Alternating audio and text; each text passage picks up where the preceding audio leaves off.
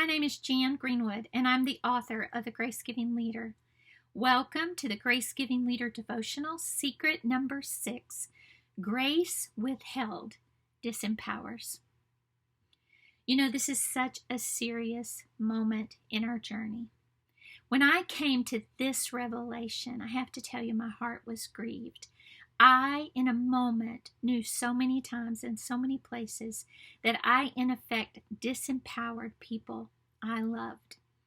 It isn't too difficult to look back over our own life journey and recognize a place of pain or discouragement or wounding where someone came and in a moment found us in a moment of weakness and kind of pierced our heart with a fiery dart.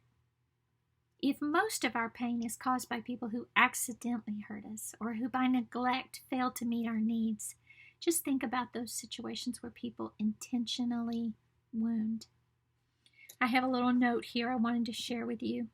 I'm on page 88 of the book. And it says, if we become stingy with grace, hoard grace, or become leaders who lack grace, we will become destructive, both to ourselves and to those we lead.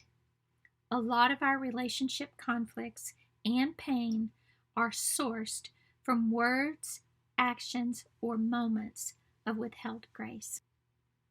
Many of these kinds of experiences will happen to us throughout our life, and to be honest, many of them are out of our control. Some of them might even be unfair, unjust, and greatly damaging.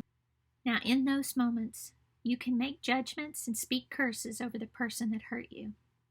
You might even get trapped in the lies and the pain and choose punishment as a form of communicating your disappointment. Sadly, that will not make you feel better.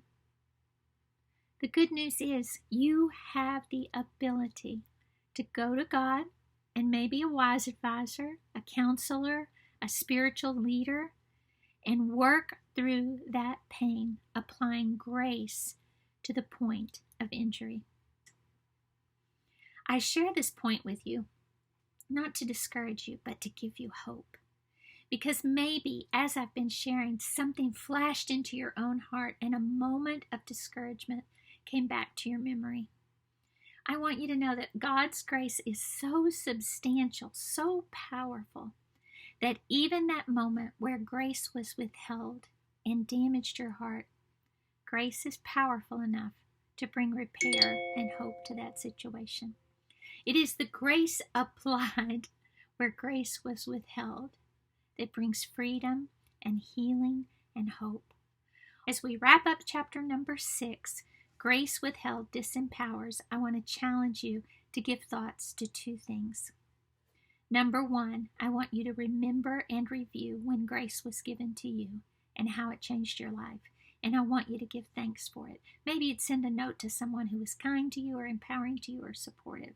And just lift it up to God. Thank Him for that grace. And secondly, I want you to dare to ask the Lord to remind you of when you have been a person who withheld grace. And I want you to ask Him to reveal to you why that happened. And then you can simply repent and commit to the Lord that you want to respond freely with the giving of grace, even in a moment of emotional intensity.